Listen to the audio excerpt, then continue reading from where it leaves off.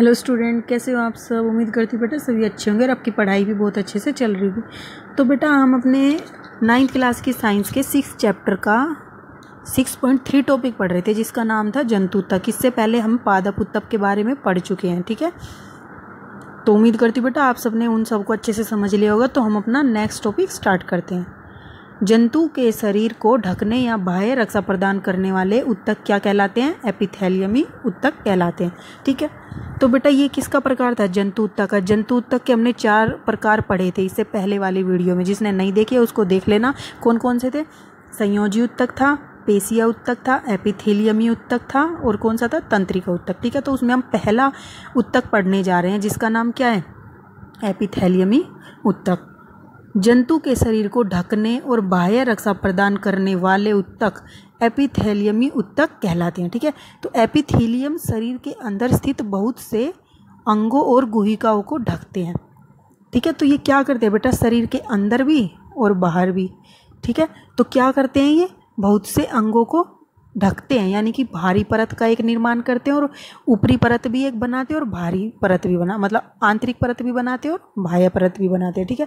ये भिन्न भिन्न प्रकार के शारीरिक तंत्रों को एक दूसरे से अलग करने के लिए अवरोध का निर्माण करते हैं। और ये क्या करते हैं? एक दूसरे शारीरिक तंत्रों को एक दूसरे से अलग करने का अवरोध निर्माण करते हैं, ठीक है। जिसे बैरियर लगा देते हैं हर चीज़ के बीच में अलग सेपरेट करने के लिए, ताकि हमें पता रहे। जैसे तुम अंडरलाइन लगा देते हो 2 चीज़ों को अलग करने के लिए, ठीक है।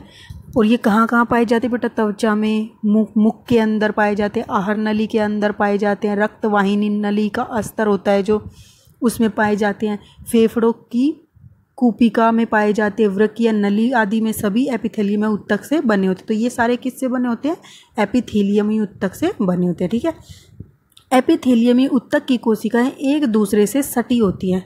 और बेटा क्या होता है? एपिथेलियमी ऊतक जो होता है उसकी जो कोशिकाएं हैं वो एक दूसरे से सटी हुई होती है। जैसे कि मान लो इसकी ये कोशिका है तो दूसरी भी इससे ऐसे बिल्कुल अटैच होगी, उनके बीच में कोई गैप नहीं होगा। तीसरी यहाँ पर अटैच हो गई, चौथी यहाँ से, तो मतलब इनके बीच में कहीं भी तुम्हें गैप देखने को नहीं मिलेगा, ठीक है। ये एक अनावृत परत का निर्माण, और इस तरीके से ये जो बाह्य और ऊपरी परत बनाती है, देखो इसके बीच में कोई गैप नहीं है, तो ये अनावृत यानी कि जिसके बीच में कोई जगह ना हो, ठीक है, जिसके अंदर झांका ना जा सके, इस तरीके की परत का निर्माण करती है, ठीक है। देखो जैसे यहाँ पर भी दिखाई गई है, इनके बीच में कोई गैप नहीं दिखाया हुआ। और ये एपिथेलियमी जो ऊतक होता है बेटा, ये कितने प्रकार का होता है? 4 प्रकार का होता है, ठीक है। कौन कौन से हैं? सल्की और घनाकार और स्तंभाकार, और चौथा क्या है बेटा? स्तरित सल्की, ठीक है।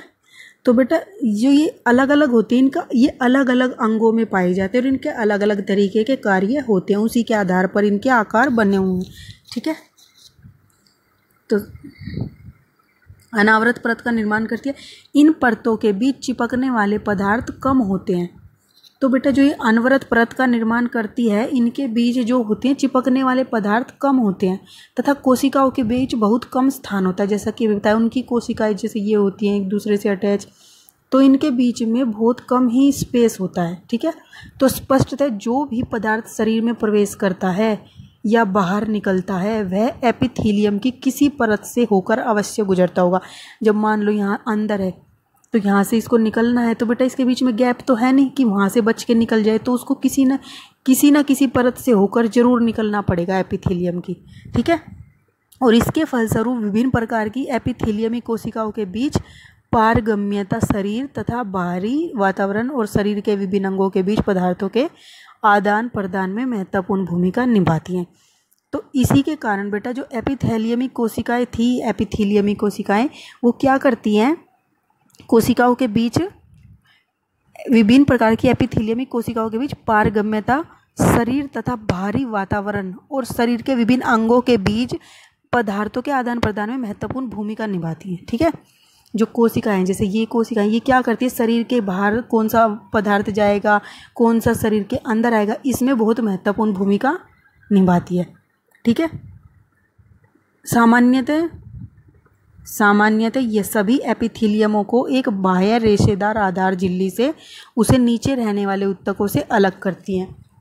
अब क्या होता है बेटा, सामान्यतः जो एपिथेलियमों को सभी एपिथेलियमों को एक बाह्य रेशेदार आधार झिल्ली उसे नीचे रहने वाले उत्तकों से अलग करती है। अब देखो, अभी हमने क्या बोला कि जो ये उत्तक होते हैं उनके ऊपर एक परत चढ़ी होती है, कौन सी? एपिथेलियमी उत्तक की, ठीक है।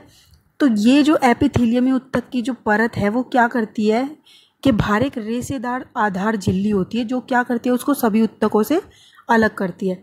जैसे ये उत्तक है, ठीक है, इसके बाहर क्या होती है बेटा, एक रेशेदार झिल्ली होती है, ठीक है, जो क्या करती है, उसको सभी, जैसे ये दूसरा उत्तक है उससे अलग करती है, इन दोनों को आपस में अलग करती है, ठीक है। तो चित्र 6.9 में दर्शाए अनुसार विभिन्न एपिथेलियम की संरचनाएं विभिन्न प्रकार की होती हैं, ठीक है, जो उनके कार्यों पर निर्भर करती है। उनके कार्यों के आधार पर उनकी ये इतनी तरह की संरचनाएं होती हैं, ठीक है।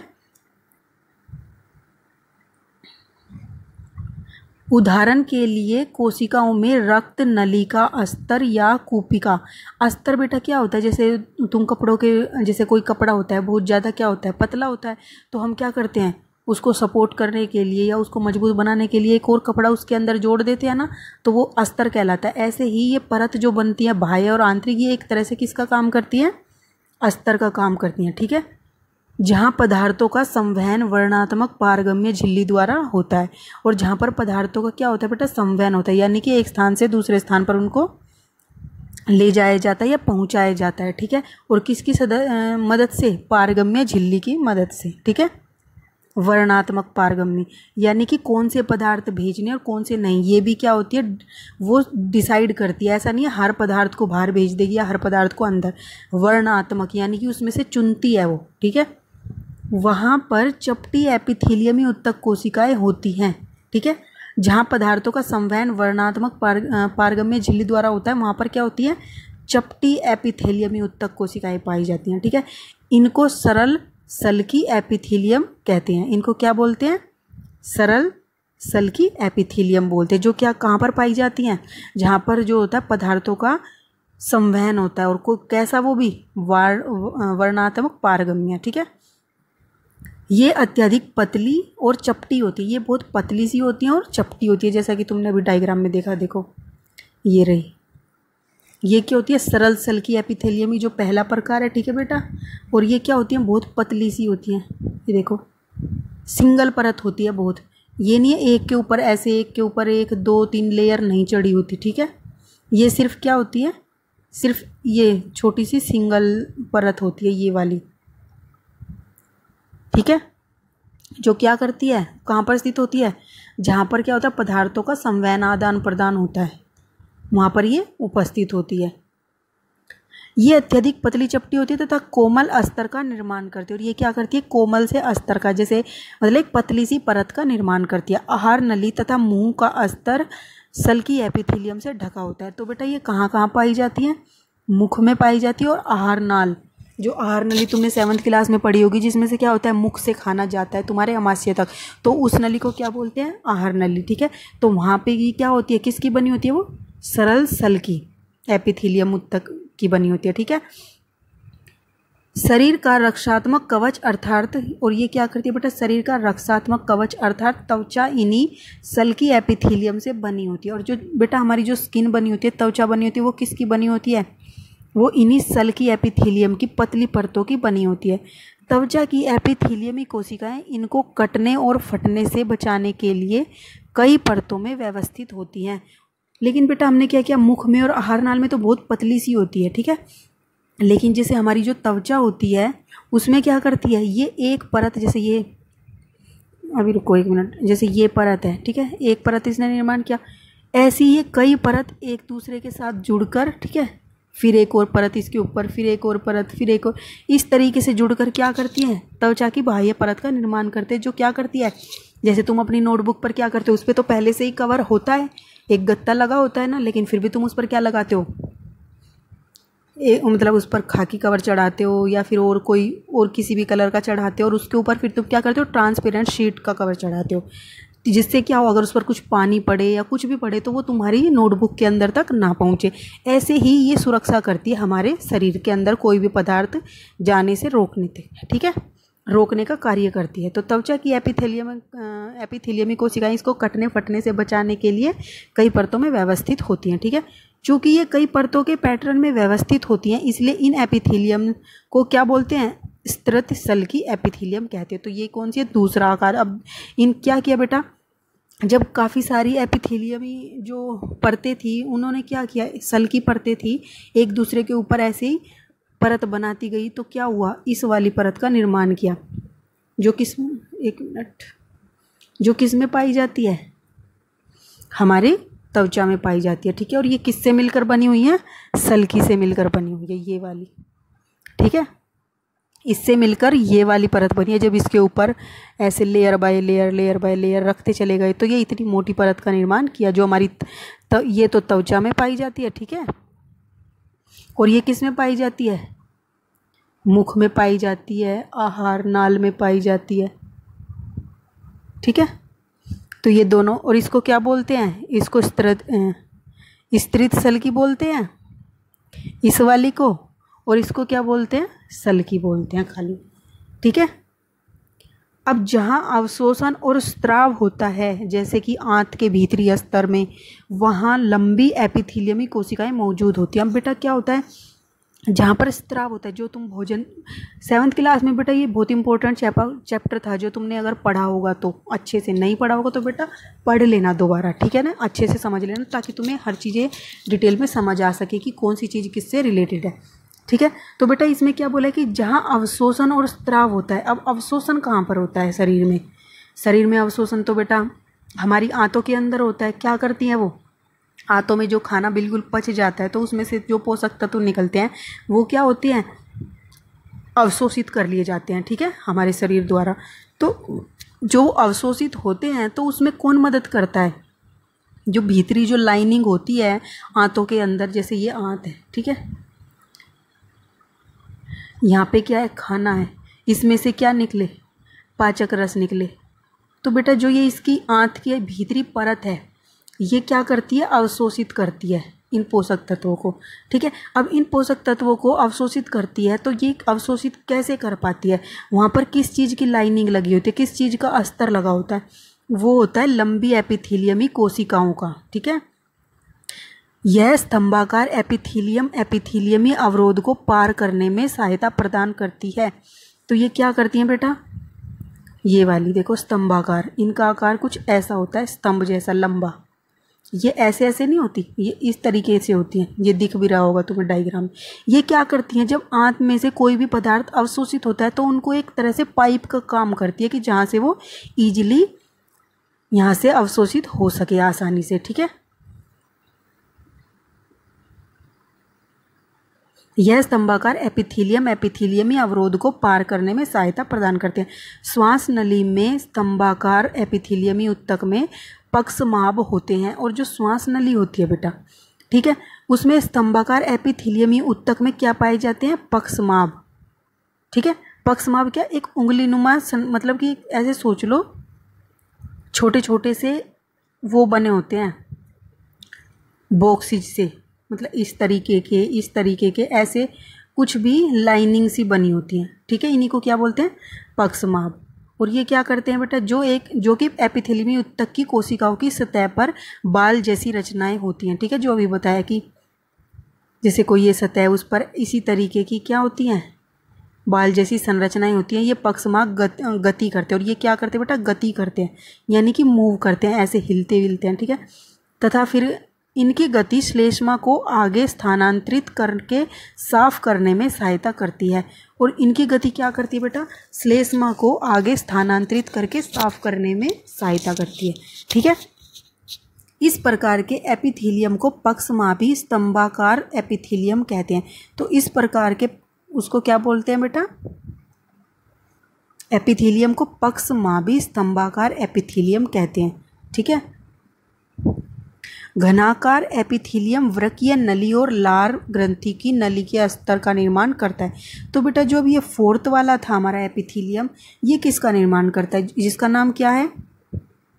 घनाकार। ठीक है, घनाकार एपिथेलियम कौन सा है? 4th वाला। पहला क्या था?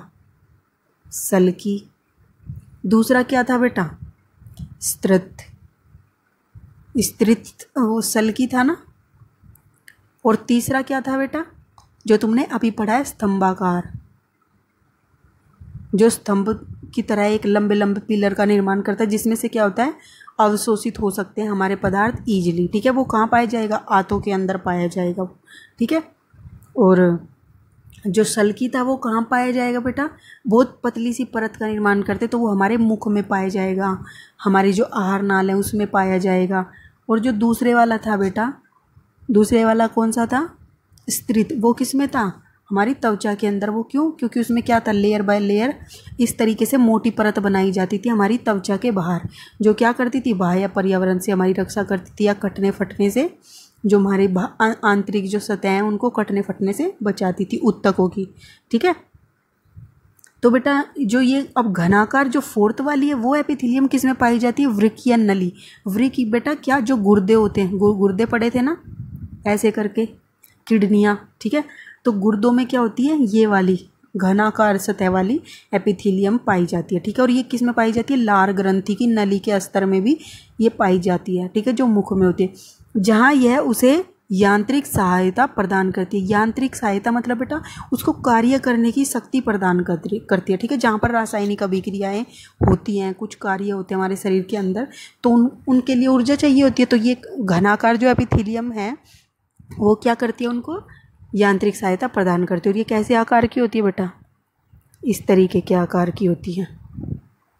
ठीक है, घन के आकार की होती है, एक जैसा साइज जिनका होता है। ये एपिथेलियमी कोशिकाएं प्राय ग्रंथि कोशिका के रूप में अतिरिक्त विशेषता अर्जित करती हैं, जो एपिथेलियमी ऊतक की सतह पर पदार्थों का स्त्राव कर सकती हैं।